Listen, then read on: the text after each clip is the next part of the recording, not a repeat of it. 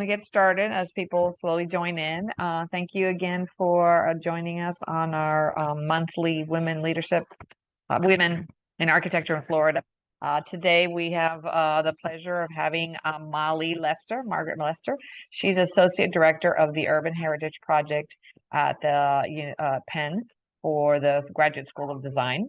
And she's project manager for cultural landscape research, surveying, documentation, and community engagement projects conducted with the National Park Service and other partners. She has been researching architect Minerva Parker Nichols for over a decade, and that's what she's going to be talking to us about today. As part of that project, she's the guest curator for the exhibit Minerva Parker Nichols, The Search for a Forgotten Architect. One of our things. Let's make sure we highlight all the women architects out there. Produced by the Architectural Archives of the University of Pennsylvania and funded by the Pew Center for Arts Architecture. She's also the 2019-20 fellow for the James Marsden Fitch Foundation for her research on Minerva, and a recipient of the grantee for the Sachs Program for Arts Innovation for her ongoing Building Ghost project. So we're going to open the floor and let Molly wow us on all she's learned about Minerva, forgotten architect for sure, that we should all be more familiar with. And with that, the floor is yours, Molly. Thank you so much. And thank you everyone for the change in schedule. I had COVID last week, so here we are. I'm going to go ahead and share my screen and make this full screen. All right, everybody seeing what I'm seeing? All right, I will pace myself so that we have some time for our Q&A at the end. But thank you so much for having me. I am proud to be in the fan club for Minerva Parker Nichols, and my goal today is that you all will too. This started as my thesis project over a decade ago for grad school, and the seeds were planted. She just fascinated me so much that I still find myself with more questions today. So I will share with you a lot of what we've learned in the last 10 years, and I'll explain who the we is, but there's going to be things that are still mysteries, and so it's very much still a work in progress. But here's the outline for today. I'll tell you more about her biography, including her early life and what first got her interested in architecture, her education and her training, and then solo practice. A distinguishing feature about Minerva was that she was the first woman in the country to practice architecture independently. So no male partners, she wasn't part of a larger firm. And so we'll really dig into what that meant and how it distinguished her at the time and why we should still know about her today. I'll tell you a little bit more about some of her commissions and her clients and professional reception. And she really branched out not only with design work, but into teaching and writing about architecture. And I'll give you more info about her later career and the complexities there, and then talk about this kind of research endeavor and all the different kind of outcomes it's had so far that you can still explore after today's call. So I always like to start at the end. She died in 1949, and this is a clipping from the New York Times, which is headlined as an obituary in her honor. And if you've been following the New York Times ongoing effort called Overlooked No More, where they are retroactively writing obituaries for people, primarily women, who never got one in the first place, then you know it's all the more distinctive that here she is in 1949 earning one of those headlined obituaries. So if this is where it ended and we walk backwards in time, this is from the San Francisco Chronicle in 1901, a full-page spread that, among other images, shows her with 3 of her 4 children. Harper's Weekly covered her. That's her in the middle of the page, and her project is the building on the bottom that I'll talk a little bit more later in today's presentation. But this is, again, national coverage about her. That same year, she was featured in this full-page spread in Philadelphia that was asking architects throughout the city what they thought of the World's Fair in Chicago that year. And hers is her image is the central one on the page. It's cropped for this, obviously, but she's dead center. Unless you think that was just a symmetrical decision for layout, her perspective is the second one out of all of them, listed after Frank Furness's perspective, and he was, the leading architect at the time. She was published and featured in a profile in Daughters of America. Again, she's getting some front page coverage in the Philadelphia Times. That article is headlined "The Woman Architect." So we're walking back in time, and I want to demonstrate how famous she was in her day. The tagline I've kind of thought of her under is, she's the most famous architect you probably haven't heard of. So that's where we're headed. And where we start is in 1862 in rural Illinois. She was born outside Peoria. And when she was just a few months old, her father went to the Civil War and fought for the Union Army, but he died of dysentery when she was only 14 months old. So her mom had two children, Minerva and her older sister Adelaide, and lived near the mother's family. So her mom, Amanda, really relied on her extended family to help raise her daughters because she was now widowed. So Minerva comes and goes from her different family farms, especially her grandparents, and became very close with her grandfather in particular, Seth Doane. He was kind of a jack of all trades at the time. He started out as a house builder in New England, and then as he married, the family moved further and further west and ended up in Illinois, where he kind of also built houses, also built prairie wagons. So he was very much, a builder, somebody who was used to working with his hands and thinking through design problems in carpentry situations and things like that. And that was really formative for Minerva. He would keep her busy by teaching her how to draw. And when she would finish a drawing, he would plane it down and she would draw on the next piece of wood. And he taught her how to build corncob houses. So we have some recollections that she told her grandchildren late in life, and they really dwell on that time and how formative her relationship with her grandfather was. Into the 1870s, her mom is raising Minerva and her sister, as I said. And eventually they move further away from the family farms. They end up in Chicago, and her mom remarries and gets pregnant. And but at that point, the whole family moves to Philadelphia. The Centennial Exhibition was happening in 1876, and they were part of the wave of people moving here. I'm in Philadelphia that year. But only a year later, her mother's second husband died in 1877. So now Amanda, the mother, has 3 children once she gave birth and is no longer near her family to lean on. By this point, Minerva is 14 years old, and it's really clear that the pressure was on, that she needed to help support the family with income. To do that, she enrolled in various programs, beginning with the Philadelphia Normal Arts School, which is where they're teaching people how to become teachers. So it's unclear if initially she thought she was going to be an art teacher. She earns this teaching certificate there. That's the bottom left image that you see. But from there, which was a 2-year program, she also then enrolls in the Franklin Institute Drawing School, which taught mechanical drawing and all that. Was much more of a step in the direction of actual architecture and practice because of the way the curriculum was structured at that drawing school and all the connections that they built out there with practicing architects and builders. And then she later got a certificate also from the Pennsylvania Museum and School of Industrial Arts. So she's enrolling in pretty much every technical program you can get at the time in Philadelphia to study architecture.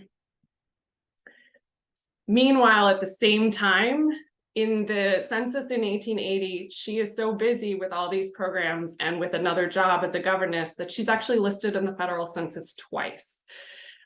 There's one entry where she's in her family's household and she's listed, alongside her mother and her siblings. And then simultaneously at a different part of that census, she is listed with all the same identifying biographical details in a household just outside Philadelphia where she worked as a servant or a governess. So for context, as she's embarking on all this education, The university architecture route that we're so familiar with today, and I'm sure most of the people on this call took, was not yet the norm. So university architecture programs on the whole didn't even exist until 1865 when MIT became the first one, but it didn't admit women for another 20 years.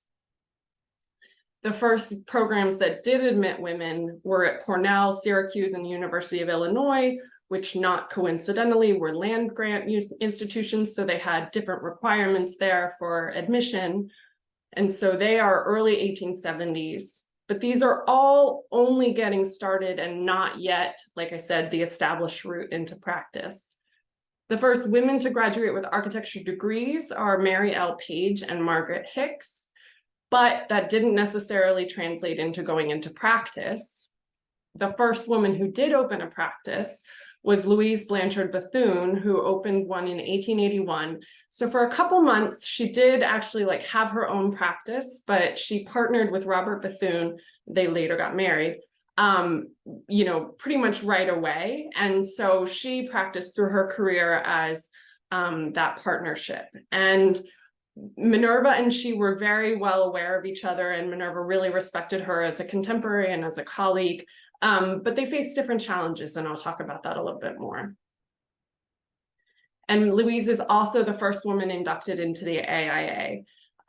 There's a complicated backstory there I can get into more if you're interested, but Minerva never did join the AIA. Again, that's partially, I think, a matter of the American Institute of Architects was not yet, something expected of everybody in practice. But also, Louise Blanchard Bethune was admitted in 1888 and became a fellow in 1889.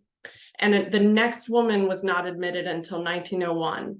And as we'll see, that span really maps pretty perfectly over Minerva's most productive years. So it's hard to know if she ever tried and was rejected because of some kind of backlash. There was backlash to Bethune, or she never attempted, but I want to highlight that, especially speaking to the AIA in Florida, because, when we think of the norms that exist today, university education, AIA membership, licensure, Minerva predates all of those as far as the established ways to practice architecture in this country. And so a little more context, 12 women held architecture degrees from universities by 1891, which is around the time Minerva is starting to practice. So when we look then at the certificates that she's earning, that was actually a very traditional route for a lot of people to get into architecture, was to go the technical route, to get an apprenticeship, which is what she did. It's starting in around 1884. She starts working as an architectural drafter for Edwin W. Thorne's office. When I say office, it's pretty much him, occasionally his brother, and at times one other person, but it's a very small outfit. And it seems to have essentially boiled down to Edwin and Minerva for most of the time they worked together. And while it kind of initially seems like a very hierarchical relationship, you would expect, he's the boss and she's the mentee, and that they have that relationship. He actually was a builder by background and, was very much he marketed himself as somebody who could build stairs or houses and, was on the building side of things. The formal schooling side of things is actually, she was the better representative for that. So the more I've learned about that time and each of their skill sets, I think they actually balanced each other out really well and had a very complementary relationship where they each he taught her about the business and she probably taught him more about architectural styles and ornament and things that she had spent several years in school learning about. So with this, I don't want to call it a partnership because it wasn't structured as a partnership. But with this arrangement, they designed several houses, especially in the suburbs of Philadelphia, along the developing railroad suburbs on the main line and elsewhere. So these are towns that were just coming into being, and Edwin and Minerva were responsible for a lot of the houses that were kind of setting the tone in those areas. In late 1888 or early 1889, so by this point they'd been practicing for a few years together, Edwin decided to move his office a few blocks away, and Minerva decided to stay put and go out on her own and hang her own shingle. So she becomes the first woman in the country, as I said, to practice independently from this point on, and announces her practice officially in August of that year. But she, in that announcement, claimed that she'd already satisfactorily designed and executed several projects. And we know of ones with her name on it going back to around 1886, which is when we that's the earliest projects in her name that we know of, and maybe one of the earliest by women in the country, among the earliest. She earned a profile really quickly. This is from 1890, so 9 months after that announcement in August, if I'm doing the math right on the fly. This is the Philadelphia Real Estate Record and Builder's Guide, which was, the newspaper of note for practitioners here in Philadelphia at the time, and there were versions in other cities around the country. This is where most designers and builders would announce their projects. And in March of 1890, they give her this full-page profile. To that point, they'd had over 220 issues of this magazine.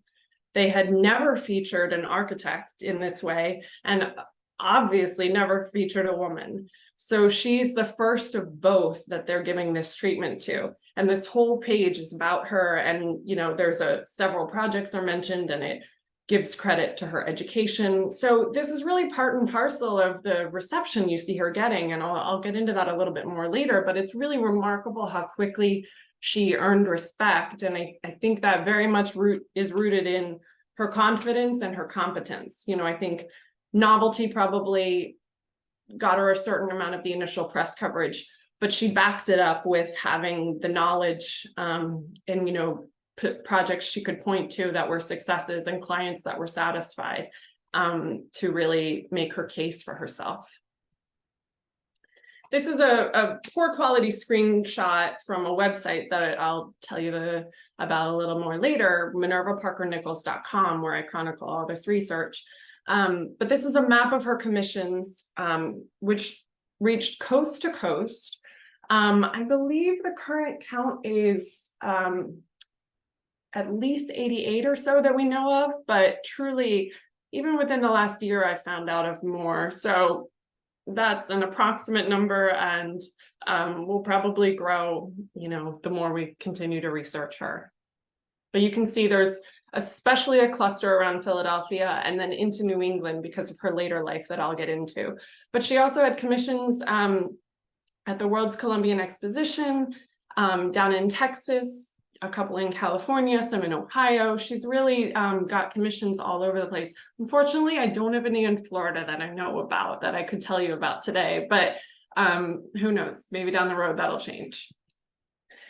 This is, again, a poor quality. I apologize for the screenshot, but these are the commissions in and around Philadelphia. And this is the area along the main line of the railroad where the towns that she designed a lot of projects for were concentrated.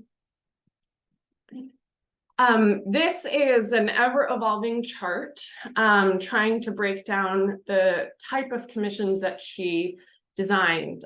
She considered her specialization to be residential architecture, which is why you see so many red dots here. She claimed that like a specialty, much like, as she put it, much like doctors choose a specialty. So that was deliberate on her part, and there's a lot of reasons for that. I think partially because women were linked with domestic space, so there's a certain amount of the gendered expectation there, but she chose it too because of her life experience as a governess by that point, all her schooling. Her mother by this point ran a boarding house. So all of those lived experiences she thought she could really bring to bear in residential architecture for people. So for many reasons, she chooses that as her specialization. If you cut that portfolio a slightly different way, you can notice this, which is the red dots here represent women. So when you look at her portfolio, there's a striking number of clients who are women. And that has really become part of the story that I've told about her. because she did have several companies hire her, including some industrialists, and she designed 2 different macaroni factories. And there's definitely some unexpected typologies within her portfolio. But when you zero in specifically on the women who had the funds and the capital and the, wherewithal and knowledge to hire her, that becomes a really interesting slice of the story, considering it's late 19th century. That's kind of parallel with the ongoing suffrage movement, and with frankly, the change in demographics after the Civil War, as lots of women like her mother were widowed. And so there's just changing dynamics around who has the capacity to hire her as an architect. So to give you some, here we are talking about an architect. I want to point to her architecture and show you some of her residential commissions and what she chose to include in them. This is the Millwood Justice House in Narberth, Pennsylvania, which is one of those railroad towns outside Philly. And it's really typical of her work in this period in the 1880s, 1890s. It shows off the asymmetry that was very popular at that time. And it's kind of a transitional shingle style. Some of her projects start to anticipate the colonial revival more, or a little more literally colonial revival in this period. So she's definitely part of the larger conversation around style and form and everything that kind of shapes the outward appearance, but it's very much dictated by some strong principles of plan. And I'll come back to that. Other kind of, to give you a sense of some other key buildings from this period, this is the Wallace Munn House in Oak Lane, which is a neighborhood North Philadelphia. And this turret shows up on several of her projects. So the sense that, she wrote a lot about how architecture should express the personality of the homeowner. So you see touches like this that really start to get at that.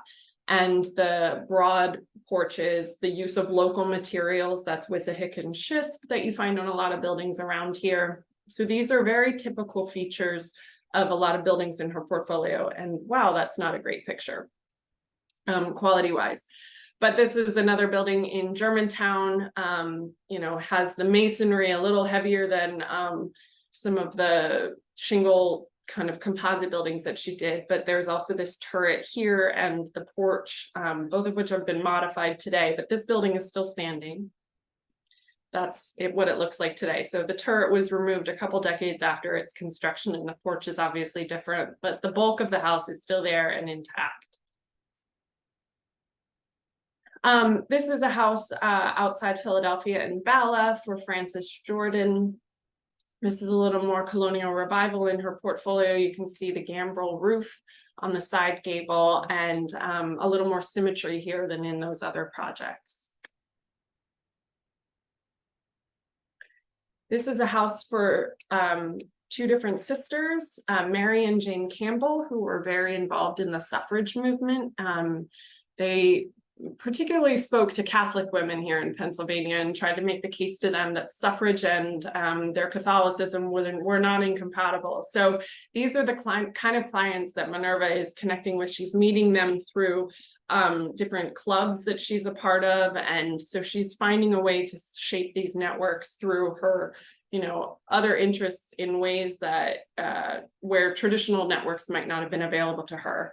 The T Square Club was forming around this time in Philadelphia, and she was not a member of that. The AIA, she's not a member of, things like that. So she's instead finding these other ways and meeting women through there as clients. This is Rachel Foster Avery, who was Susan B. Anthony's mentee. And Minerva designs this house for her in Northeast Philadelphia, not only as a private home, but as a space where suffragists could gather for meetings. So across all these projects, those were kind of a cross section of, the envelopes. But within the project, within the designs, she's highlights the importance of light and air, which meant she's being strategic about the placement of stair and the arrangement with the porch roof, so that these curved windows, for example, this is from the Rachel Foster Avery house, are bringing light into the stair, despite the fact that the porch roof is just outside, and it's then daylighting the foyer. She introduced light in unexpected features. This is right over a mantle. That's the zoomed out view. And where she couldn't bring in as much light, that's where she was strategic in featuring stained glass and colored glass. And I can't remember if it's this house, but at least one house, the stained glass was designed by a woman from the Philadelphia School of Design for Women. And so Minerva was choosing to hire women as artisans where she could. I think there's reason to believe she actually worked with that same artist on a lot of her projects based on some commonalities across the stained glass in a lot of different projects. I mentioned like her lived experience and how it was shaping her philosophy. She wrote about how woodwork should be pared down. You know, if we're thinking about, if you're familiar with the type of work that Louis Sullivan is promoting shortly before this time, and other, you know, organic forms that are much more elaborate. She deliberately pared down the woodwork in her house so that it would be easier to clean. And she wrote about the waste of labor of, you know, things that were so intricate to dust. So here you can see a simpler profile on a stair. That's typical of her work. She's similarly taking into account the way that the kitchen is operating and how much it, you know, penetrates the house. So she's using double acting hinges to buffer the spaces between, you know, cooking spaces and dining and living spaces. She spoke about the maximum height of stairs in a house with children, so which in her mind would be 6 inches and 3/4, if I remember right, or 6 7/8 maybe, so that children's legs could navigate it that much easier. Again, thinking back to the years when she was a governess and the fact that her mom has a young child at home, you know, she has a much younger brother by this point, so she's really bringing those observations to bear in her designs. She talked about how bookcases in houses with children should not only not have doors and not have locks, but should you know, be readily placed so that they're readily accessible, ideally next to a seat like this one in the Rachel Foster Avery house, so that children's education would be kind of put to front and center for them. They could grab a book and sit on that seat because it was made so accessible for them. She designs all these houses, dozens by the current count. And a different kind of version of that are 4 different women's clubs that she designed. 2 were ultimately built, 2 were not, and I'll talk about them a little bit. But this is kind of a reinterpretation of a house. If you think about this as a clubhouse, and it needs to have certain functions, you know, for the public activities, but then it also includes accommodations for women who want to stay overnight, because hotels for women traveling alone were not really readily available at this point. And so, you know, it's a kind of a combination in the program that she's building into these clubhouses. So this is the club, the New Century Club of Philadelphia. This was the first clubhouse for any women's club in the country, designed by a woman. It's no longer standing, sadly. It was in Center City, and it was one of her highest profile projects. It included an auditorium, as I said, for public functions where they could fundraise for causes that were important to them or have lectures or educational programs. And then it also has meeting rooms and, as I said, bedrooms at the top. This is a different chapter of that same club, the New Century Club of Wilmington, which does still stand, thankfully. It's now a children's theater, so they're making use of the auditorium. All the rooms upstairs that had been meeting rooms now are bursting at the seams with costumes and props and things like that. So it's her only public building that's still standing. And these were some of the first spaces exclusively for women in these cities and elsewhere. She did, as I said, 2 clubs that weren't built, and I thought it was the next slide, but it's, I guess, a little further in. So for these public buildings, and then for some of those houses that needed to host, as I said, like the suffrage meetings at Rachel Foster Avery's house, she's being really creative and strategic about the connections between rooms, so that with these huge pocket doors, you know, sometimes it's entire walls that are opening up, so that when they're closed, the family can live, you know, at a human scale and have you know, intimate spaces that they want for their day-to-day life. But when the doors are open, they can have meetings that spill from one room into the next, or, you know, dining that extends from one room into the next. So those are things that show up in her houses and show up in her clubhouses because of these larger groups and the kind of flexibility of program that she's making possible there. As I said, there are then smaller rooms for other activities. And this is the example of the theater in Wilmington, set up for Frozen at the time we were there. Again, I'm sorry about the quality of some of these photos. I erred on the side of smaller file size so that I wouldn't freeze for my Zoom call, but this is upstairs in the Philadelphia Club. So one of the buildings that didn't get built was for the World's Columbian Exposition in Philadelphia, and I'm really going to in Chicago. I'm really going to shorten a longer story that I hope becomes a mini series someday. But she found out that the Queen Isabella Association had formed to build a pavilion and a statue in honor of Queen Isabella. You know, if the fair was designed to honor Columbus and his journey to America, then that club, the Queen Isabella Association, wanted to honor Queen Isabella and her role as the monarch of Spain in sending him on his journey. You know, even at the time, there was some controversy as to whether Queen Isabella deserved that because of her role in the Spanish Inquisition, but putting that aside for now. This pavilion, Minerva volunteered her services to design. I think she made the calculation that it was worth it for the marketing costs that she would earn. And sure enough, it gets her press all over the world. And she sent away to Spain for plans of the Alhambra Palace and modeled her design that you see here after that. This project was never ultimately built because they were also building a women's building. You know, there was also an effort to build a women's building at the fair. It wasn't overseen by the Queen Isabella Association, but the group in charge of the women's building and the Queen Isabella Association really butted heads. And essentially the Isabellas, as they were called, got pushed off grounds. They had to scale down their design. They bailed on Minerva's design and built something smaller.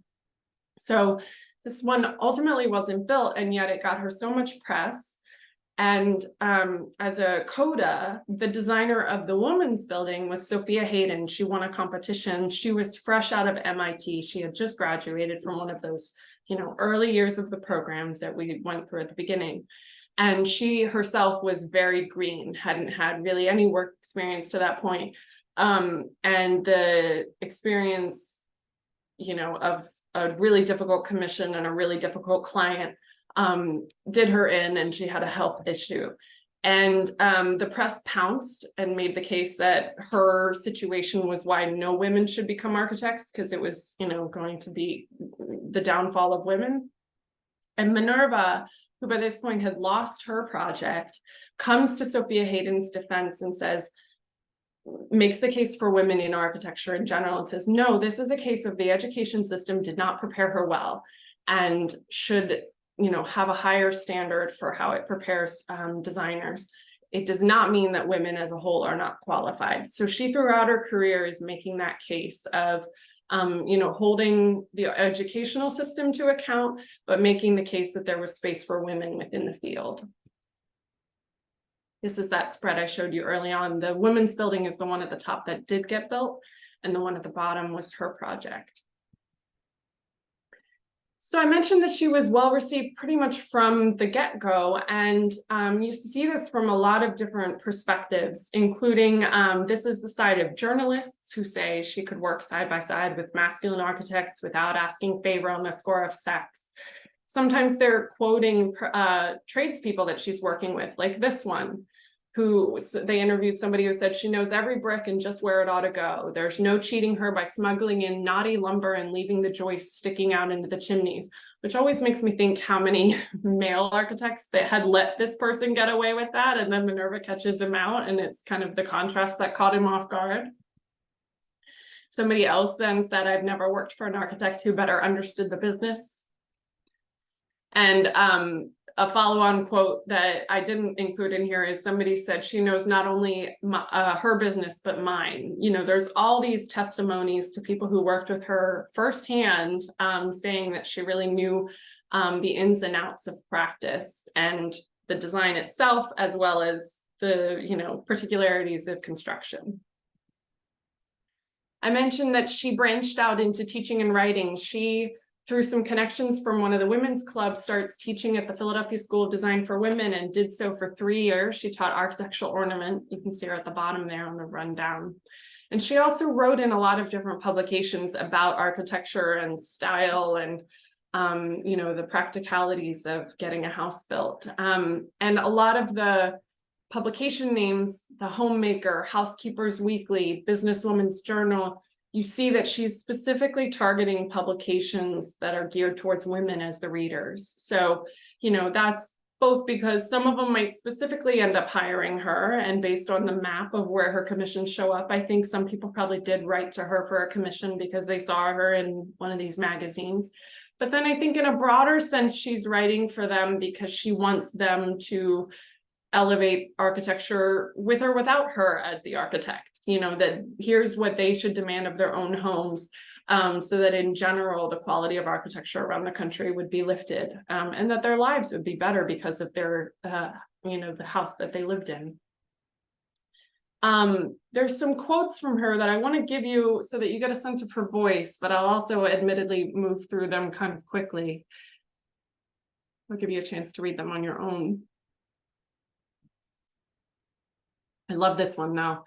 Women often seem so helpless when they come to design their own houses that the mere thought of a specification to be read or an inspection of the plans is enough to deprive the poor architect of their society for days. I assure you, French novels will seem dull compared with the delight of threading your way through the translation of plans when you have once mastered the mechanical art part of the drawing. And this was a theme for her, that, you know, she was kind of breaking down the perceived barrier between, you know, people who weren't in the field and helping them understand architecture better. So as she's practicing and producing dozens of projects, especially in 1890, she's building out a life too, obviously. She, before 1891, is living in her mom's boarding house and helping there. She does get married in 1891 to a Unitarian minister. They met at the church where she was a Sunday school teacher and he was the minister. And got married, and their wedding was announced in the New York Times and everything, I think because of her fame, not his, if you look at, you know, the kind of background for each. She gives birth to her first 2 children in 1894 and 1890, that should have been 7. Apologies for the typo. In 1896, she moved with her family to Brooklyn. Her husband took a different job up there and they moved. And so that marks the end of her Philadelphia years. And it's when she, you know, that's kind of the end of when she's hung out a shingle, 1888-ish to 1896. So what few sources exist out there that talk about her kind of treat that 8-year period as the beginning and the end. But the more I've researched her, the more we've learned about all the decades after 1896, I really want to push back on that point, because she designed at least 18 more commissions before her death in 1949, including the one that you're seeing on this slide, which is the bulk of that house already existed. It was her husband, when they moved to Brooklyn, took a job with the Brooklyn Bureau of Charities, which was a social service agency. And this was one of the buildings that they owned and ran programs out of. Minerva, it looks, based on new research, was responsible for that clear story level. And that expansion made it possible for them to add day nurseries to this building. So the inset photo that you're seeing is an image of one of the day nurseries that charity ran. And that was an emerging movement at the time to, give working class women a place to drop off their children so that they could maintain jobs and support their families. Like, that whole concept was really only new in the United States, at least, in the mid to late 19th century. So this is part of that movement, and Minerva is creating space that makes one of those nurseries possible. She also, during those years in Brooklyn, volunteered and was the chairwoman for one of the committees overseeing one of those day nurseries. And she's writing all the annual report info that's vouching for the conditions of the nurseries. So in these years, you start to see that she's kind of pivoting her design skills to these philanthropic and more systemic, ways to think about design, where she's trying to implement how design and social improvement can really intersect in better ways. So that's the kind of changing pattern of those later years that really points to she did not abandon the design field when she left Philadelphia. In pure numbers, she didn't, if she's doing over 18 commissions in the next several decades. But I also really want to just make it clear that she's applying her skills in other ways as well. And during that time, she raised 4 children ultimately, including after her husband died really early in 1917. He died of what's probably was cancer. So her life really mimicked her mother's in really fascinating ways. She follows her children around as they grow, and eventually she settles in New England, and she dies there in 1949, and that's when she gets that obituary that I mentioned. So it's these later decades that have really kind of demanded more attention over the years, and we've learned more about the more we've dug into them. So that's the brief biography of her, really compressed. For the slides that I have left, I want to tell you about what it's been like to learn about her and all the ways that you can keep reading about her to build on this info so far. So this effort, which is, like I said, began with my thesis and has continued, has been trying to get her story out there in new ways. I went to architecture school in undergrad and graduate school, never heard about her, never really heard about her contemporaries or anybody until the 20th century.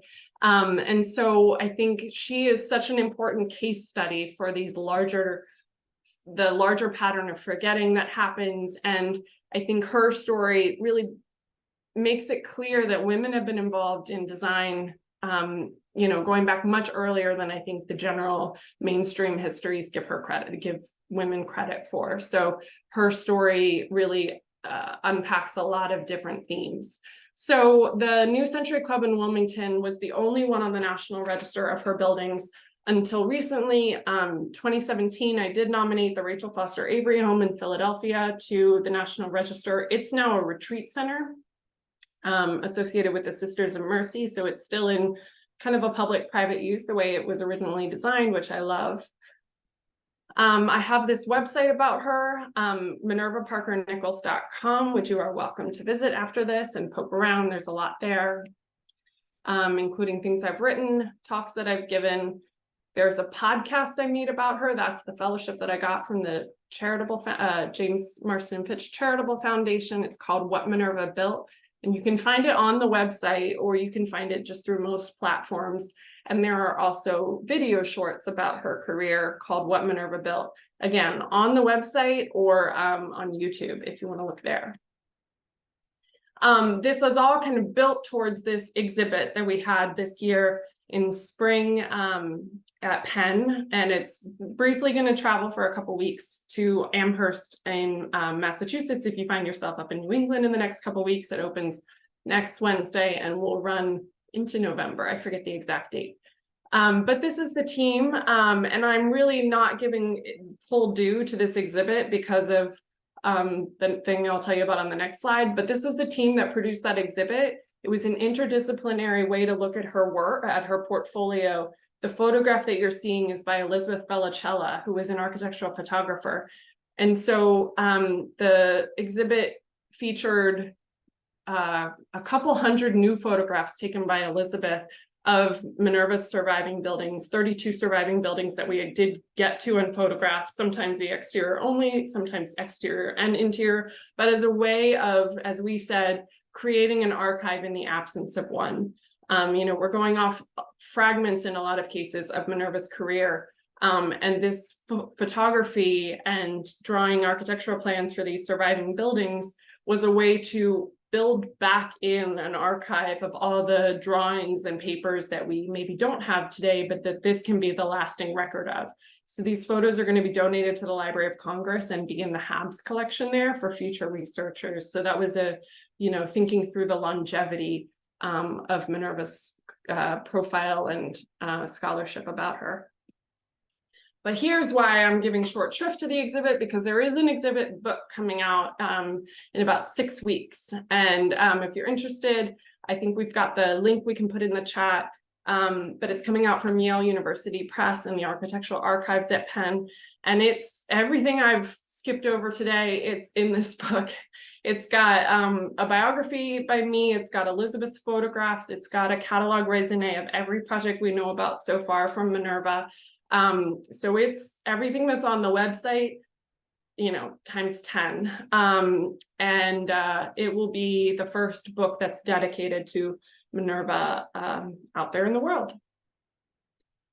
And I always like to end with this. If you do want to kind of continue to support Minerva's story, one good way to do it is to support these two stewards of her buildings. These are the only two that are, run by nonprofits today. The rest are residential, and that's a whole other, we could talk about that forever, of the ways that that's kind of its own problem to preserve her buildings in that way, in that category. But these houses, the house in Philadelphia, that's now a retreat center, and the Women's Club, now Children's Theater in Wilmington, are both run by nonprofit stewards. And so I always want to give them a shout out, because they are keeping these places alive and proud of their Minerva connections. So I'm going to stop there, take a drink, and open it up for any questions. Wow, that was awesome. Very amazing work, and obviously people have different comments on how great this was, but actually my first question is, how did you find out about her? I mean, I know that was your thesis, but how did you find out about her? Yeah, I went into my thesis hoping to find an angle that had to do with women in some way, because I love finding the ways in which women have shaped the built environment, formally, informally, in ways that do and don't get credit. So I went looking for who in Philadelphia had been a designer, and frankly did a fairly simple search, and she came up. But the thing that really hooked me and made her my topic was there was enough to go on. There were little seeds that were out there already. Somebody had done some research in the 90s, which wasn't really presented anywhere, but I would find references to. And then a few years after my thesis, I wrote a letter to somebody I thought might be a descendant of Minerva's, and did indeed get connected with the family. And that really unlocked a lot, because they've kept a lot within the family. I mentioned we don't have a complete archive of her. For instance, we don't have any like firsthand journals or diaries or anything in her own voice. But what we do have is really made richer by what the family has kept within, kind of its own informal archives.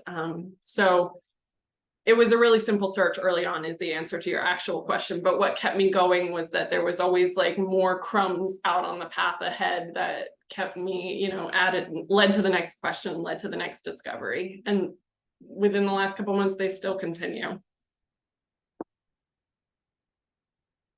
It's amazing, which means there's probably a few more out there that are forgotten that we need to find. So Yes. that's really amazing.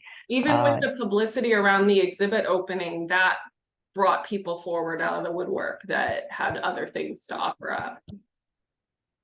That's really, really good. So I know I've seen all the chats, and they're almost all of them are like, this is really good. This is, I mean, really stuff we don't learn, right? None of us have known anything about her.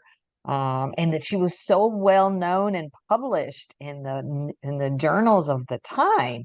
Yes. That is what I find so amazing, because nowadays, you have to have been, gotten I don't know how many awards before somebody writes about your building and never mentions you in the in the article, right? Here's a great building and who's the architect, right? Yes. Yeah. I mean, to actually underscore that, I at one point did research. I inventoried every single newspaper mention I could find about her and counted them and where they were from. In her lifetime, I found over 660 articles. I think that's the right number. And that's an undercount, because that's just newspapers. That doesn't count magazines that don't have a particular location or distribution, audience to target. So 660. When you break that down, in 1890, which was her most prolific year of press and work, she was mentioned on average somewhere every 3 days. And that includes New Zealand, Jamaica, France, coast to coast, as we saw. She really was known worldwide. I wonder how she just well, who I knows, think she was really good at marketing herself. Like I said, I think there was a novelty factor, but she kept her name out in the press. I mean, up till her death. There's interviews with her just a couple of years before her death, and she died at 87, and she's still out there talking about work designing homes for veterans in the 40s. So that is she was savvy. amazing. Yeah, that's a lot of articles. I don't know that Zaha Hadid gets that many, but maybe that's like the next one, right? Yeah, That yeah. that's awesome. I don't know if anybody wants have any questions I'd like to pipe in. Where you can unmute and on Windows, Zoom things, whatever it is, video yourself if you have, or any compliments by all means. Silence is not necessarily golden at times. Oh, there's Barbara. Hi, I am just so impressed. I'm kind of Speechless. speechless. Yeah, like wow. So excellent work. How did you pivot into, I mean, are you practicing as well, or are you an historian, or how did My day job is as an architectural historian and preservation planner. This is entirely extracurricular. Like the exhibit was more of a, committed thing for a couple of years, but this is all outside the confines of my day job. Wow. I studied some art history. I have an art history minor, but had I known that this is such a rich field. Thank you so much for sharing all this information with us. It's really interesting. I really appreciate you all wanting to hear it. It's as much of the project has been amplifying her. So this is a great opportunity. There's a great comment from Elizabeth in the chat. There was amazing, so many articles. I mean, social media now, things just go, right? But this is the 1890s, 1901. It's like, it's not, I mean, publications, newspaper people really read them, but we were not as connected as we're now. And yet, as you say, she was really good on the marketing, Yeah. And that's where she's good at the marketing, but also things like those women's clubs were ways that she was developing a social network of a different sort. That's people from those club membership rosters turn up as individual clients and reverse order sometimes. So she's really kind of building out the network that way. Well, something to be said for networking, right? Obviously not the AIA, but it might have been a variety of other reasons, but certainly those women's clubs, which are not quite as popular today as they were back in the day. Yeah. Somebody had a comment that we should have a session on how to market ourselves. Where is Minerva when we need her? Yes. That's really very, very interesting. I'm just, as Barbara said, I'm speechless, right? Because you've done so much work and you have so much information, that you're sharing with us. So I really, really appreciate this. It reminds me why it is that I studied architectural history, only I wasn't studying any women. So maybe I should have been doing that back then. No, I agree. And frankly, I've had some of those conversations with my professors saying, maybe we should have learned about her back then. No, I really appreciate you all having me. And I like the comment, the things that she wrote, when she was writing these articles, I guess, in journals and things like that when they were being interviewed. Is that, Mhm. some of those comments? Okay. Yeah, She was a smart one, not too many pieces to clean, right? She obviously had to clean. yeah, exactly. And she wrote in a very accessible voice. When she had to, she spoke the jargon, but she's mostly avoiding jargon when it's not the right audience for it. On the website I've posted some of the key writings. So that's one of the few things we do have in her voice, and I'm grateful for it.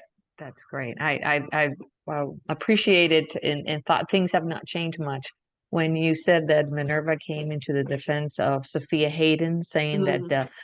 academia had not prepared her well, I'm sure there's many in the Zoom and people that I know would still make that statement, although we have some in academia on here, so please don't take this as an Myself insult. included, yeah.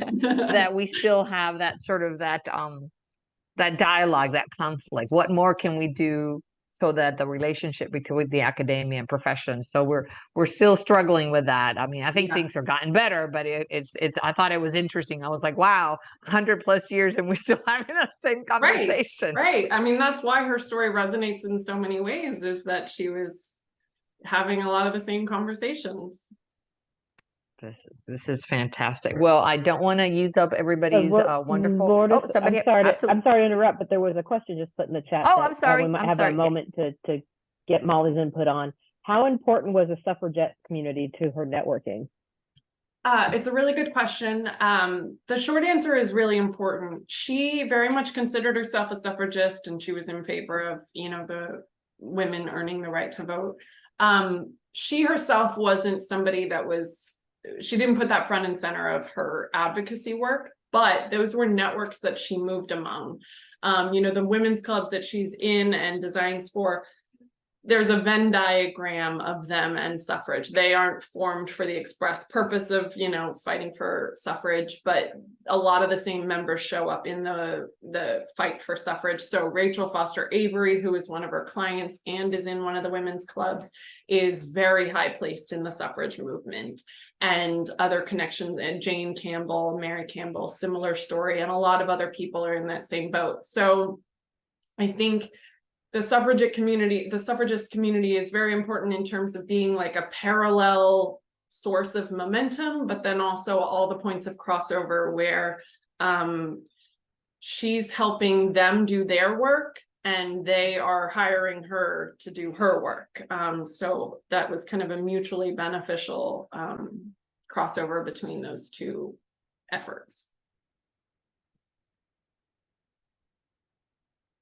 I would certainly, I find it interesting. I'm sure you have other backstories of like her and other of her contemporaries like Louise Mhm. Bethune, it's like, kind of stuff. So we really appreciate you taking the time to do this because it's great research, great presentation. I really, really enjoyed it. But that's the nerd historian in me. Hey, Uh, as I say, we're all in the fan club now, and go forth and tell people about Minerva. Absolutely, absolutely. This is fantastic, and hopefully that exhibit can go beyond UPenn and Amherst. Maybe it can be picked up by other institutions Yeah, because and that's how you say go forth and share who she is. yeah, and the things that will live on regardless of if it does have other incarnations are the book, as I said, the Library of Congress collections, and then other of the family papers are being donated to the Architectural Archives at Penn. So I'm really glad that in more ways than one, there will be a lasting record from all of this work. And like I said, it'll continue. So maybe a future presentation, I'll have other ones. Yes, thank you so very much, and thank you all of you for attending our next Women Florida Zoom meeting. It'll be November. Remind me, Becky, please. There we go. And it'll be our very own Marilis Nepomechi, who is 2023 AA Florida gold medalist, and she was on the call. So I know she put something and she really enjoyed it. So I look forward to seeing you guys all November 1st. And thank you again. thank you, and thank you for taking your time. time to join us, and see you all in give or take. Bye. And Becky will put this on the website for whoever wants to, either share it with friends or whoever. And yourself, Molly, we can send you the link so that you can, maybe have it. Perfect. Thanks so Thank much. you, Molly. Thank you, Thank everybody. you, Thank Molly. you. Great.